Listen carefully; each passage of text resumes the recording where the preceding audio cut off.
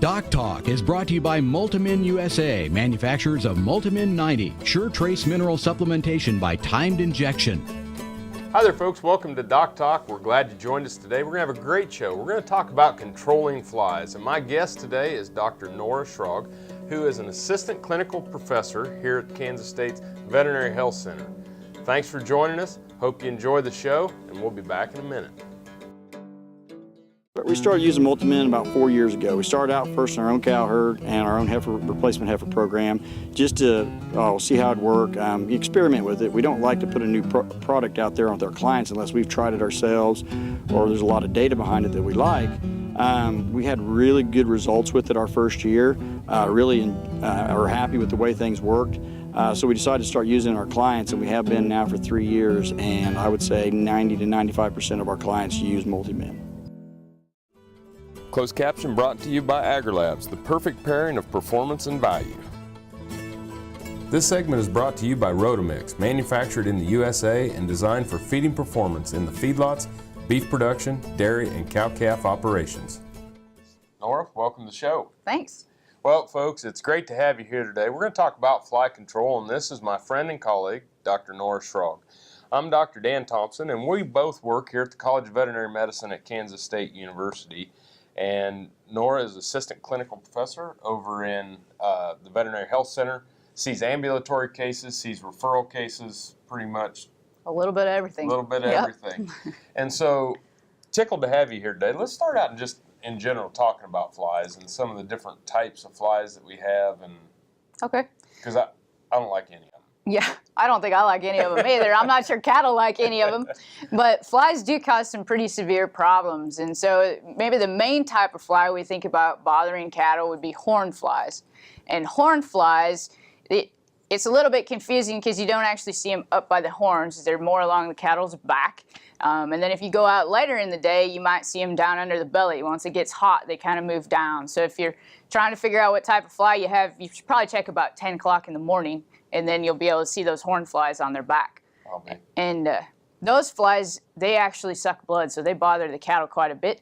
They'll take 25 to 30 blood meals. So one fly will bite them 25 or 30 times. So if you got 300 or 400 on there, it's a lot. Yeah, and actually they've done some studies to show the economic point at which those flies really cause decreased gain and really bother cattle is 200 flies.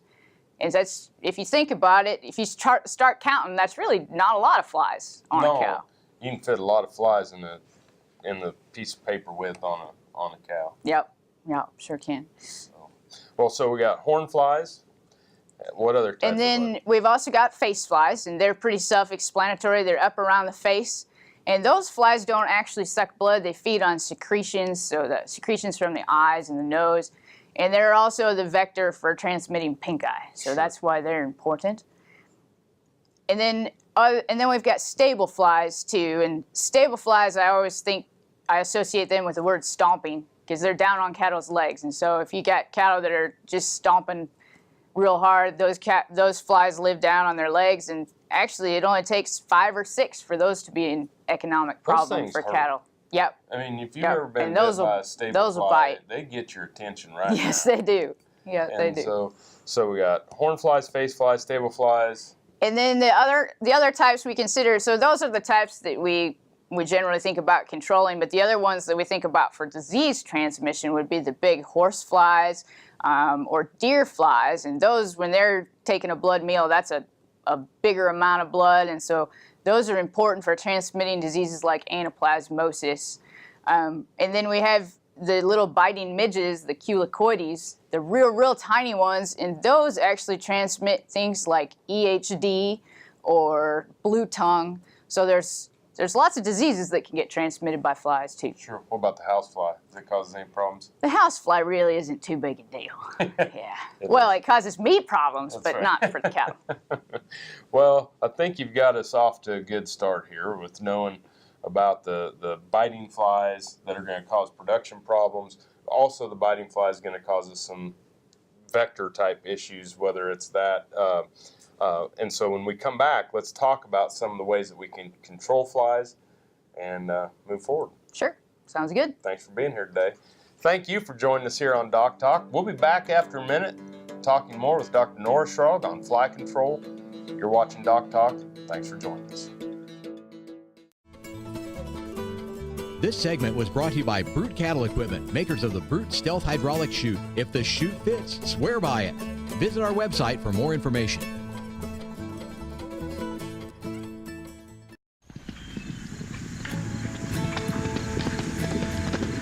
You know, I think people are just kind of born with a passion. I wouldn't be where I am today without that horse.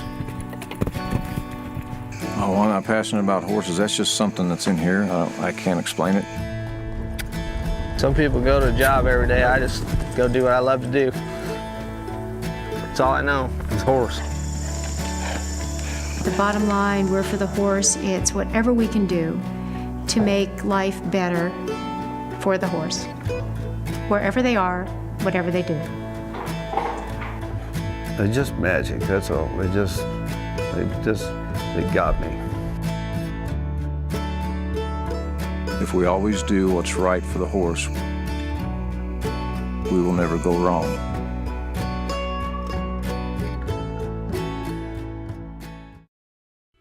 Got cattle? Rotomix manufactures a complete line of energy-efficient rotary and vertical feed mixers for feedlots, beef production, dairy, and cow-calf operations. Our mixers are available with the patented Generation 2 staggered rotor, the industry standard for feeding wet rations that include wet distiller's grain. Made in the USA, Rotomix mixers are designed for feeding performance that American cattlemen and dairy producers have come to expect. Rotomix, proud to offer a better mix in less time using less fuel.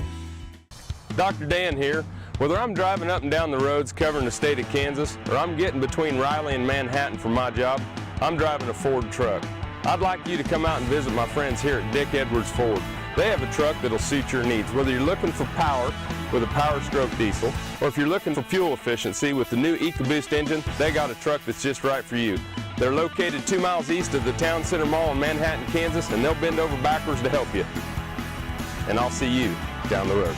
Join the team, the Beef Quality Assurance Team. Getting BQA certified shows you're committed to practices that produce the highest quality beef in the world. And by visiting BQA.org, you can take the online certification course at a time that fits your schedule and from the comfort of your home or office. You'll also find lots of helpful tips on improving animal health and animal handling practices. Get certified, BQA certified, because it's about doing the right thing. Visit BQA.org today and become a member of the BQA team. Working your cattle just got easier. Introducing the new Vet Gun delivery system, a new way to apply topical insecticides to your cattle. The Vet Gun lets you remotely treat cattle with effective parasite control, so you can do it from an ATV, on horseback, or just walking among the herd. It's that simple. The proven topical insecticide AML Vet Cap is used with the Vet Gun. It works fast to control horn flies and lice while minimizing stress on your cattle. Fast, easy, effective. Vet Gun. Check with your animal health supplier for availability. Valley Vet Supply is devoted to providing information and professional quality products at reasonable prices. Valley Vet Supply. This segment is brought to you by Norbrook Laboratories, manufacturers of Normycin LA, Normectin Plus, 1%, and Poron, the practical choice for your herd. Welcome back to Doc Talk. Dr. Dan Thompson here with Dr. Nora Schrog, and we work at the College of Veterinary Medicine here at Kansas State University, where Dr. Schrog is an assistant clinical professor in the Veterinary Health Center. We're talking about fly control, and we talked about the pesky little boogers to begin with. Yep. And now let's move on to some of the tools and things that we have out in the field that we can, we have ways of applying drugs, and we have overall prevention programs, but let's just start out with ways of delivering products. Okay. Well, flies have been a problem for a long time, so I think we've thought of a whole bunch of creative ways to get rid of them. So some of the common ones, we have dusters or back rubbers. And when we think about those items, there's a bunch of different products, some drugs we can put in those, and we'll talk about those a little later. But the big thing with dusters and back rubbers is their effectiveness increases drastically if the cattle are forced to use them. So if you just put your duster out there and it's kind of in the same vicinity as your water tank, a few cattle might rub up against it, but it's really not going to give you very good control. If you put that They walk around it. Yeah, they'll just walk around it. If you put it where they have to go through it to get to the water, then you're going to get some good out of those dusters and oilers. Gotcha. So, well, and that's a good strategy too. If there's a place you want the cattle to get to, or the cattle want to get to, and then they have to go through the duster or the rubber, then you're going to get them. Yep. Good idea. And people have gotten real desperate. Some people have tried even mechanical fly removers, so like traps, and they'll put them in those same ways as dusters. I don't know that they've been real successful, but I thought that was a pretty creative idea. So you can put traps there. There's a plan out there if you really got creative. Fly traps, cattle fly traps. So there's other ways to do it besides dusters. So we think of things like pour-ons. And one complication with pour-ons is most of those drugs you need to repeat the treatment every 2 to 3 weeks to really have them work good. And so those can be effective if you get to know your cows or you like to spend time in the pasture. Sometimes throwing out a couple of bales or cubes, get the cattle used to coming up. I have a lot of producers that actually kind of enjoy that job, and the cattle will come up and eat, and their cattle are quiet enough they can go through and pour them. It doesn't work if you got too high in numbers, but that is an option for those pour-ons. Right. And probably sprays. Yep, as well. And then so we've also got sprays. And we think about pour-ons and sprays a little differently, and that's why the type of fly is important, because the pour-on will do great on horn flies. The pour-on will do pretty marginal if it's a stable fly problem. So remember, if those flies are down on their legs, you're probably better to go with a spray than a pour-on. Okay, and what else? Well, we've also got IGRs, or insect growth regulators. And those really, with these sprays and back rubbers and dusters, we're talking about knocking down the adult flies, killing the adults. And the IGRs are really keeping those larvae from developing. So those are we usually use them as a feed through, or there's even a bolus out there that you give, and then that drug will be released into the manure and it'll keep the larvae from developing. Cool. Well, we're getting up against our break, and I know that you still have a big one that you want to talk about. That's all right. So I don't think that 30 seconds is going to give us the time to talk about the fly tags and the ear tags and that. But great things to think about here when how to do the strategy with the dusters and the pour-ons and the sprays, and really work with your veterinarian and design a plan. Exactly. Thanks for watching Doc Talk. We're going to be back here in a minute talking more about fly control with Dr. Nora Schrog. Cow-calf, stocker, and feedlot producers know that effective parasite control improves overall herd performance and profitability. Norbrook offers a comprehensive, economical line of pour-on and injectable parasiticides for every livestock operation. Consult with your local animal health supplier to set up a program that protects your investment and brings larger cattle checks this fall. See for yourself why the Noromectin line from Norbrook is the practical choice for your herd. This hog is head over hoof for meal made from U.S. soybeans. Now, one hog isn't that impressive, but suppose we add another, and another, and another. Before long, you've got billions of hungry customers around the world all clamoring for the same thing. Our soybeans. Learn more about the billion-dollar appetite of animal agriculture at BeyondTheElevator.com. Brought to you by America's soybean farmers and their checkoff. We've been using Multi-Min for about 7 years. It's one of the most multi-use products that we have here on the farm. Bulls, cows, calves, weaning age cattle, just about everything on the place. If they go through the chute, they get a shot of it. The primary use that we started Multi-Min was in our donor program, in our embryo transplant program. I'd recommend Multi-Min to any producer in the cattle business. Here at Deer Valley, every animal that goes through the chute gets a dose of Multi-Min. True Test Group, weighing systems, electronic identification, EID, electric fencing, and dairy automation systems help farmers and ranchers around the world manage the performance of their livestock for ultimate profitability. Welcome back to Doc Talk. I'm Dr. Dan Thompson here with Dr. Nora Schrog, and we're talking about fly control in cattle. And Nora, we talked about the dusters and the IGRs and the feed-throughs and things like that, and they're all good tools. Mm-hmm. And not one plan fits all production system. That's right. But one that's been kind of a mainstay has been the fly tag. That's right. And fly tags have been a mainstay, I think, because once you put them in, you don't have to deal with them anymore. Right. So that's a good thing from management. And they do okay on face flies, and that's what we're worried about keeping. If we're trying to cut down our level of pink eye, then fly tags might be the way to go.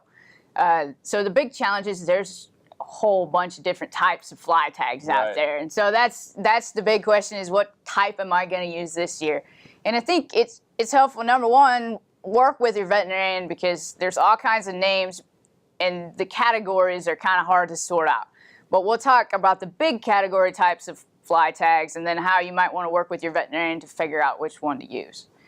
Great. So, Well, and you know, putting 1 versus 2, calves, cows, all that we'll get to. So let's just jump Okay. right into some of the drugs. Okay. Because I think that's an important topic, because when I'm picking up the box and I'm looking at these fly tags or I'm looking at the sprays or the pour-ons, I really need to kind of know right. what's for what. Right. And so the pyrethroid tags and the organophosphate tags are the two big groups of drugs that we have. And we're going to kind of talk about those drugs in general. There are a lot of different trade names, but if you look for pyrethroid or organophosphate, that would mean that you're switching groups, and that's what you want to do when you get on a rotation. So my tip is always keep a box from last year, because sometimes it's hard to remember what you used, and you might know the label on the box or the big colored name, but really what you want is that little pyrethroid or organophosphate name. Sure. So the trade names and what you're looking at, when you're talking about using 1 year using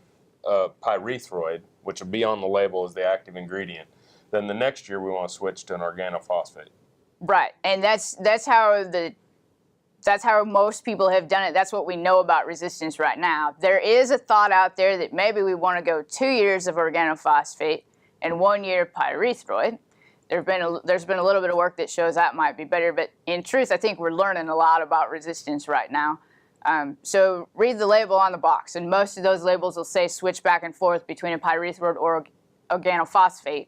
We do have a couple of other drug choices now. Yep. So one of those would be a drug that's real similar to ivermectin. So that's a drug we all know, but it's actually an abamectin tag. And then there is actually another drug out there that is kind of a different class altogether. So what about, I know that we use a lot of drugs, and we talked about antimicrobial resistance and resistance in general, but what about some alternatives? Sure. Well, there's actually quite a few alternatives out there. One of the most common ones we think of are the wasps that actually attack the larva. And so those fly wasps will prevent those larvae from developing and keep you from having the fly population. Well, and I think I used to use those a lot in practice, where we'd dump the wasp out, and then they're the parasitic wasp, and they'd go get the larva. When we come back after the break, let's pick up some more on the alternatives and start talking about why we're wanting to prevent these. All right. You're watching DocTalk. We're glad you joined us. We're going to be back more with Dr. Nora Schrog on fly control in a minute.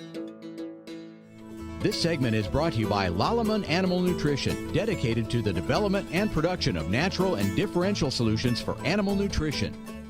Dr. Sunny Ramaswamy, director of the USDA's National Institute of Food and Agriculture, or NIFA, was on the K-State Manhattan campus to present a special seminar entitled Setting the Table for a Hotter, Flatter, More Crowded Earth.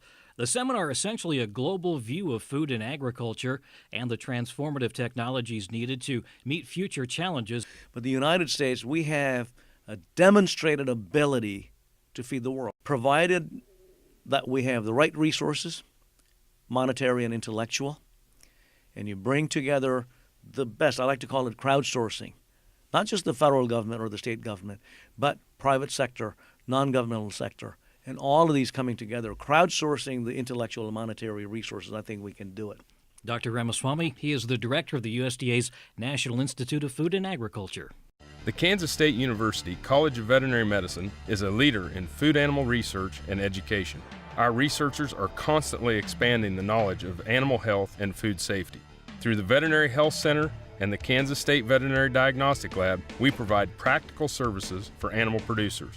Home of the Beef Cattle Institute, the college is committed to animal welfare training and research. The Kansas State University College of Veterinary Medicine, knowledge and service for the future of animal production. As dependable as the sunrise, in dairy parlors, open pastures, on ranches and feed yards across America. A place where reputation is more than a name, where the science of healthier animals is a way of life. It's the responsibility that drives who we are and what we do. Every decision, every day. It's your livelihood and our responsibility. Hi, I'm Kevin Ochsner, host of NCBA's Cattleman to Cattleman and Colorado Rancher. Join me each week as the National Cattlemen's Beef Association brings you the latest updates in industry information and market news. Plus, each week we provide important educational information and features on cattlemen from across the country just like you. And we can't forget our favorite cowboy poet, Baxter Black. Join me for NCBA's Cattleman to Cattleman, debuting Tuesday nights at 8:30 Eastern, right here on RFD TV. Beef producers need a practical choice when antibiotic therapy is required. More than ever, they are reaching for non-prescription Noromycin 300LA from Norbrook, specially formulated to produce sustained antibiotic blood levels up to 4 days in cattle. Noromycin 300LA delivers economic, broad-spectrum disease management for pneumonia, shipping fever, pink eye, wound infections, and foot rot. See for yourself why Norbrook's Noromycin 300LA is the practical choice for your herd. This segment is brought to you by the Beef Quality Assurance Program and the Kansas Beef Council, improving animal care and beef safety for more than 20 years. Welcome back to DocTalk. Dr. Dan Thompson here with Dr. Norris Frog. And when we left, we were talking about alternatives to drugs, and we talked about the wasps. What are a few others? People have tried actually a certain endophyte, so a fungus kind of reduces the amount of flies on that pasture with varied results. Maybe cattle, you can have groups of cattle that are genetically more resistant to flies and some that aren't. So there's been some work there, but really nothing outstanding. The wasps seem to be the but when we went through all the different delivery methods, you know, you went through a lot of them, but you forgot one. Yeah, I think I forgot your favorite, right? Well, the one that's at least the most fun. And man, we have been having a lot of fun with this vet gun from Smart Vet. And I guess there you can see the trade name. But these actually have the fly pour-on boluses that fit down in a paintball gun.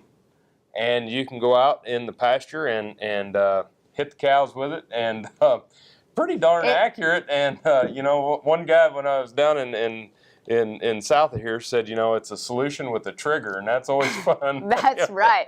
Why wouldn't you want to go out there and shoot that thing? That's right. So, but let's get back to some of the other things about the importance of, you know, planning ahead. We're wanting to prevent diseases, pink eye, anaplasmosis, all these different diseases, food safety. Yep. These carry E. coli and withdrawals. But talk about what you do, you know, with the producers and of course, we recommend all the producers work with their local veterinarian. Right, and that's the number one, is work with somebody, and then make sure you communicate how your operation works. Are you going to be able to pour your cattle or not? You know, or how close are you to other cattle sources? So some of these IGRs that we're talking about inhibiting, or wasps, even if you got a neighbor that's got a whole lot of cattle and they're not using them, well, that might not be the best solution for you. Right. And so having a discussion with your veterinarian about how your operation works, what you're willing to do, are you willing to pour them, are you willing to spray them, are you willing to put fly tags in, and then reading the label on those products and making sure you're using them the way they're meant to be used. Yeah, another thing I always hammered on was cleaning pens, getting rid of old hay in the feed alleys, bale rings, all those types of things. Get rid of the habitat, cut weeds down, everything that you would need to do to make the place look good. That's right. Also helps control flies. So That's it's right. not just that. I mean, we want to protect it, and all the drugs in the world won't fix that. Bad and management. especially stable flies, because they actually need some of that feed material and other things other than just manure to grow. Yeah, and so that was one of the things that I always hammered on. It seemed like. What about these products and safety with people?